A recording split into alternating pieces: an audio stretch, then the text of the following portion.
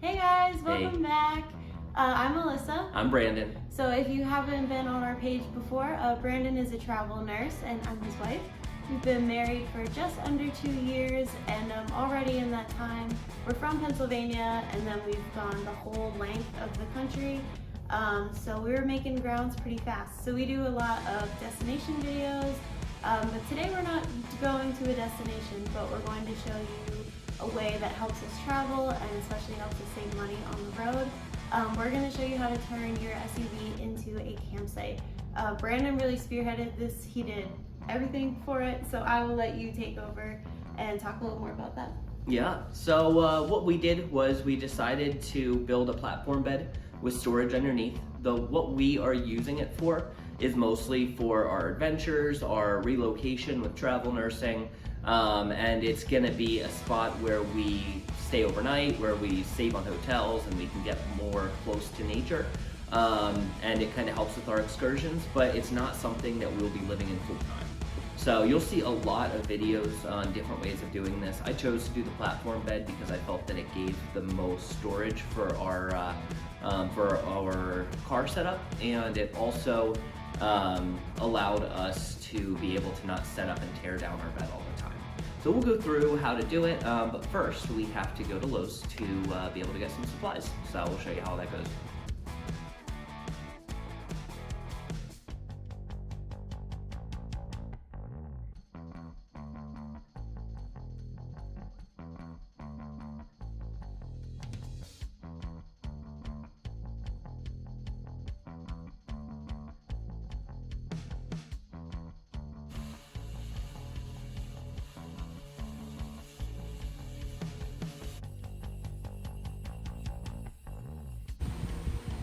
All right, so I am all done for day one, and I think we made a good amount of progress. We didn't get to Lowe's until, oh gosh, Like 2, I think. like 2 o'clock. Yeah. We got there pretty late, so we got to Lowe's, bought all our wood and supplies. I need to buy a few tools because you know, we are minimalists here and don't have a whole lot. So bought a few tools and a bunch of wood, and then came back. I sanded the wood beforehand just so I'm not getting splinters while I'm working with it.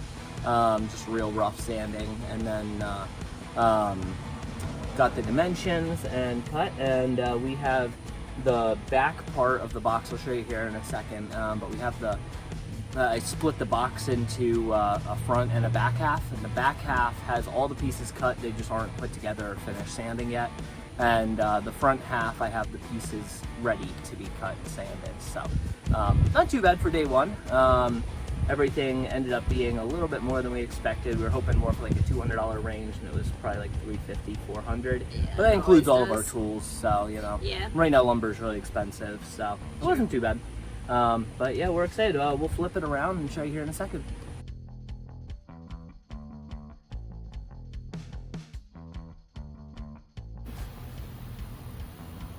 All right, so right here we have my little workstation. We have a two-car carport that I kind of converted one half into the workstation, but we have the new tools and everything, and you know, some benches to be able to cut everything. And then right here is the beginning of the back piece. So as you can see, this is set up so that the seats can come up, and we can leave the back piece in basically all the time, and then just kind of stack on top of it.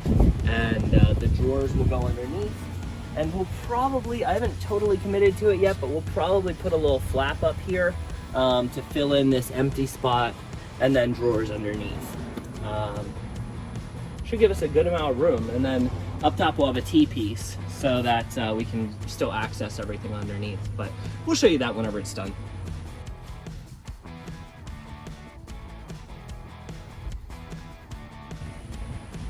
All right, so day 2, and we made a good amount of progress. I was able to get the drawers put together yesterday. We were able to get the drawers cut and mostly sanded, but today I actually glued and screwed them in place, and I got all of the drawers cut, and right as we were drilling them together, my drill battery died. So it's a good sign. Honestly, it is 6:30, yeah. so it's time to cut it anyway. But we'll show you our progress. Yeah, you've been out here since what, like 11? Yeah, it's been a long time. But, yeah. I was inside typing for our vlog, which you should check out. But we'll show you our progress today. Alrighty, so here we have the drawers. That's all screwed in place, and some of the pieces for the drawers underneath that are all cut out. If we move over here, you'll see we got the Rust-Oleum truck bed coating. I tested it out on one of the pieces of scrap wood. This should give us a little bit more kind of resistance against scrapes and stuff as we get things in and out. The back part we were planning to just leave in the back of the car basically all the time. We can leave the drawers full and just put everything on top of it. So that'll definitely need the truck bed coating to help prevent scratches from whatever we put in there. And then yeah, over here we have some more drawers that we're working on. I'm gonna cut this with the second piece that we're gonna put in the back doors. And then yeah, here's the scrap wood with one layer truck bed coating. It seemed to work out pretty well. I think with another layer on there it would really get tough, but there you go. We'll keep you updated tomorrow.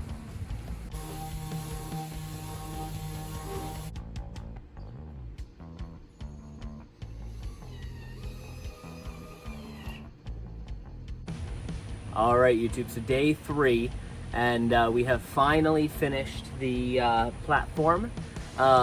Let's go ahead and show you around, but today we went ahead and finished up the drawers, glued everything together, screwed it, sanded it, and finished the second piece that goes in the back seat. So let's show you. I like how you keep saying we, as if I did any part of this. Brandon did this all himself. Alrighty. So as you can see, we have the back piece. This can stay in basically all the time. The seats can come up. We can have passengers, and we can sit stuff on top of this, or we can put things inside. I have drawers here. They are extremely large and long. This whole thing took. This part was definitely the longest. The second piece only took a little bit. But so here are the drawers. Open it up. They're a little bit tough, but they're, you know, like I said, tons of room in here. And same thing over on this side. We put the air inflator in there. So, and so not too much, not too tight here. It looks fine without the air mattress in there, but we just put the air mattress in, and to be honest, it is a little bit tight. That was a decision I made. I wanted to have more storage and a little bit less sleeping arrangements. I'll give you the dimensions that we used if you have the same car. We have a 2015 Toyota Highlander, but I'll show you the dimensions, and you know, you can kind of make that choice if you want to have the extra storage or if you want to have a little bit extra space while you're sleeping. I figured we're going in there, we're sleeping, and we're coming right back out. As long as we can get in and get out, we're pretty much good to go. So I'll show you around. As you can see, our car is incredibly dusty. And here are the states. We'll show you around as we go through. So here's the front piece. These are 2 separate pieces. They're not glued or stapled or anything. They just move in and out. But they stay pretty still while everything's put together. There's a ton of space underneath here. And then there's space by the footboard too, so we'll be able to really customize this area. And it does fit an entire queen bed in here. So we have a queen air mattress that goes in. It gives us plenty of room to, you know, back and to be able to sleep. And yeah, I think that's it.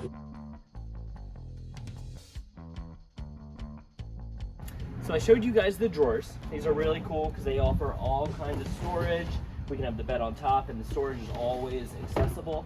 The drawers go about halfway down, and then there's storage underneath as well. What I wanted to show you guys is this piece that I put on top. So what this does is it gives us a little bit of a cooking surface. It gives us a little bit of countertop while we're outside, and it still has all the storage underneath. So this piece comes out. I put separators in here. If you look in, I put these separators in here, And this functions as the top of our counter, but it also helps to organize in here. So this is basically our whole kitchen setup. We have our pots and our pans and stuff like that. Here is our bed all the way back here, and then we have a sink to be able to wash our dishes and stuff. So we're pretty much completely self-sufficient, and it's accessible at any time. We don't need to set up and tear down our bed. Yeah, now we have some extra countertop. The next step, we are preparing for different climates and for privacy.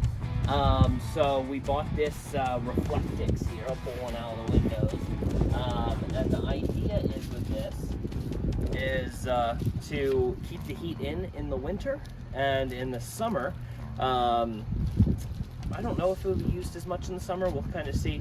But it can provide, what we'll do is we'll either spray paint this or put a cloth over it, and we can provide privacy by blacking out the windows, or take them out and yeah, get airflow with it out.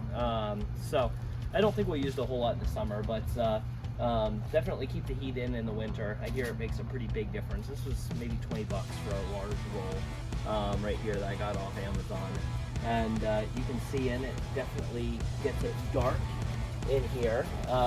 It's pretty much daylight, and it's pretty much black in there. I did have a little bit of a tough time cutting these out, and they're definitely a little bit of a learning curve to figure them out, but luckily it's super cheap. So tried it a few times and make it work out, but yeah. So there is our car camping setup. We did buy a few other things just to kind of make our experience a little bit more comfortable, and to kind of help out with you know, just a few accessories. I didn't add them in the price because it's not really part of the base setup, but it has made a big difference in the few trips that we've done already. So if you enjoyed this video, if you want to see any changes that we make to it, and if you want to see where we take it, then please like the video. That makes a big deal for the YouTube algorithm and helping more people find videos like this. And also subscribe and press the notification bell so that you can be notified anytime we make videos like this. Thank you so much for watching. I appreciate all of our supporters. Feel free to comment down below if you've done videos like, or if you've done a setup like this, or if you have any tips or anything like that. We love hearing from you guys, and we look forward to seeing you more in the future. And we'll link those other things that we bought down in the description box so you can find them. Yeah. Okay, till next time. See Bye. ya.